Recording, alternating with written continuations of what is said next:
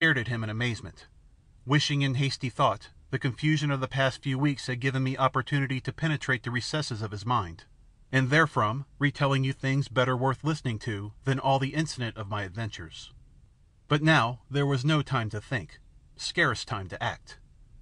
"Hath," I cried, rushing over to him, "wake up, your majesty. The Thithermen are outside, killing and burning." "I know it." "And the palace is on fire. You can smell the reek even here." "Yes." "Then what are you going to do?" "Nothing." "My word, that is a fine proposition for a prince. If you care nothing for town or palace, perhaps you will bestir yourself for Princess Heru." A faint glimmer of interest rose upon the alabaster calm of his face at that name, but it faded instantly, and he said quietly, "The slaves will save her. She will live. I looked into the book of her fate yesterday. She will escape and forget, and sit at another marriage feast, and be a mother, and give the people yet one more prince to keep the faint glimmer of our ancestry alive. I am content." "But damn it, man, I am not. I take a deal more interest in the young lady than you seem to, and have scoured half this precious planet of yours on her account, and will be hanged if I sit idly twiddling my thumbs while her pretty skin is in danger." But Hath was lost in contemplation of his shoestrings. "Come, sir," I said, shaking his majesty by the shoulder, "don't be down on your luck. There has been some rivalry between us, but never mind about that just now. The princess wants you. I am going to save both her and you. You must come with her." "No." "But you shall come." "No." By this time the palace was blazing like a bonfire, and the uproar outside was terrible. What was I to do? As I hesitated, the arras at the further end of the hall was swept aside, a disordered mob of slaves bearing bundles and dragging Heru with them rushing down to the door near us. As Heru was carried swiftly by, she stretched her milk-white arms towards the prince, and turned her face, lovely as a convolvulus flower even in its pallor, upon him. It was a heart-moving appeal from a woman with the heart of a child, and Hath rose to his feet, while for a moment there shone a look of responsible manhood in his eyes. But it faded quickly. He bowed slowly, as though he had received an address of condolence on the condition of his empire, and the next moment the frightened slaves, stumbling under their burdens, had swept poor Heru through the doorway. I glanced savagely round at the curling smoke overhead, the red tendrils of fire climbing up a distant wall, and there on a table by us was a half-finished flask of the lovely tinted wine of forgetfulness. If Hath would not come sober, perhaps he might come drunk. "Here," I cried, "drink to tomorrow, your majesty. A sovereign toast in all ages, and better luck next time with these hairy gentlemen battering at your majesty's doors." And splashing out a goblet full of the stuff, I handed it to him. He took it and looked rather lovingly into the limpid pool, then deliberately poured it on the step in front of him, and throwing the cup away, said pleasantly, "Not tonight, good comrade. Tonight I drink a deeper draught of oblivion than that, and here come my cupbearers." Even while he spoke, the palace gates had given way. There was a horrible medley of shrieks and cries, a quick sound of running feet. Then again the arras lifted, and in poured a horde of Ar hap's men-at-arms. The moment they caught sight of us, about a dozen of them, armed with bows, drew the thick hide strings to their ears, and down the hall came a ravening flight of shafts. One went through my cap, two struck quivering in the throne, and one, winged with owl feather, caught black Hath full in the bosom. He had stood out boldly at the first coming of that onset, arms crossed on breast, chin up, and looking more of a gentleman than I had ever seen him look before, and now, stricken, he smiled gravely, then without flinching, and still eyeing his enemies with gentle calm, his knees unlocked, his frame trembled, then down he went headlong, his red blood running forth in rivulets amongst the wine of oblivion he had just poured out. There was no time for sentiment. I shrugged my shoulders, and turning on my heels, with the woodman close after me, sprang through the near doorway. Where was Heru? I flew down the corridor by which it seemed she had retreated, and then, hesitating a moment where it divided in two, took the left one. This, to my chagrin, presently began to trend upwards, whereas I knew Heru was making for the river down below. But it was impossible to go back, and whenever I stopped in those deserted passages, I could hear the wolf-like patter of men's feet upon my trail.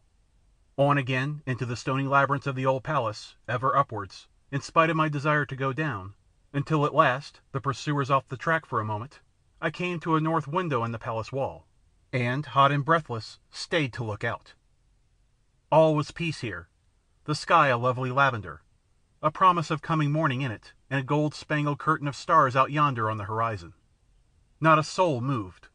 Below appeared a sheer drop of 100 feet, into a moat winding through thickets of heavily scented convolvulus flowers to the waterways beyond.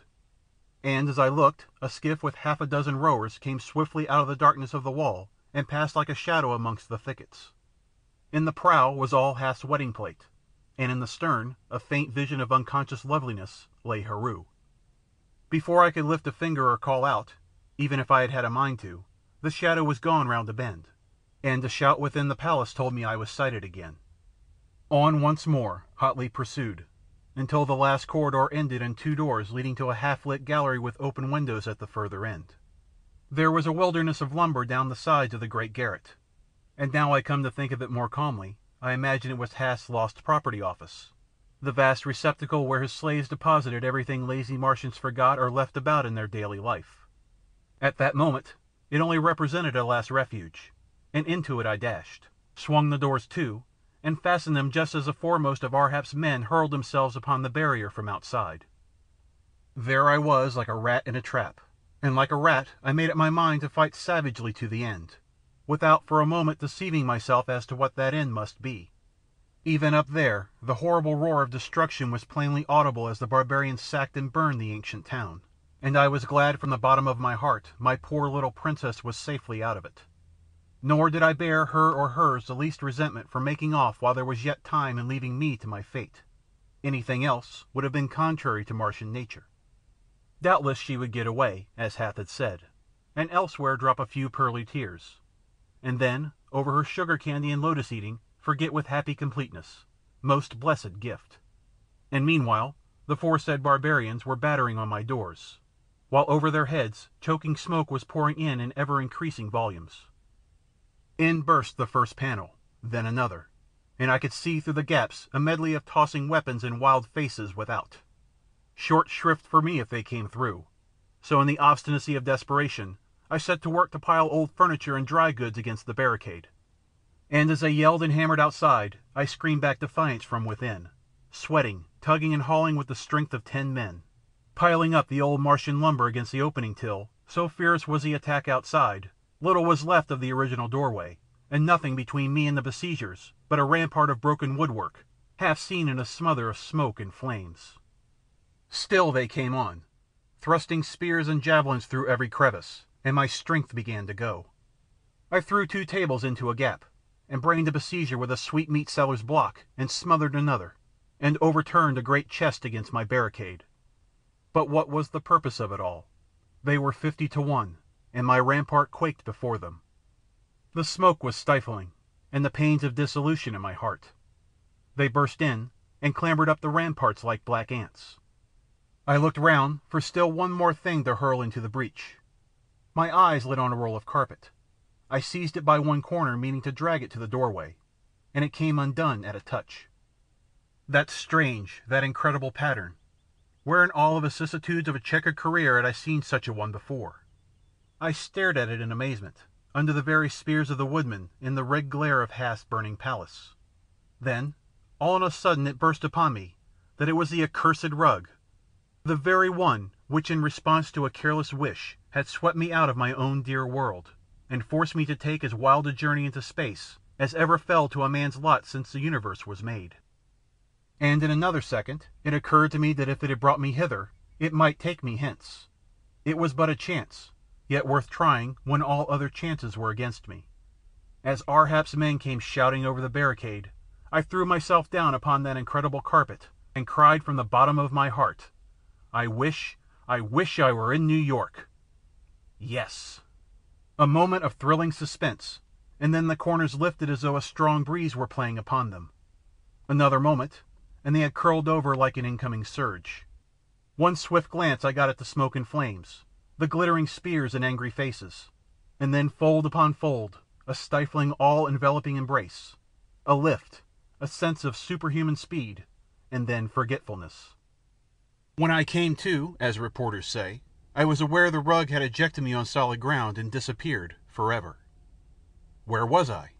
It was cool, damp, and muddy,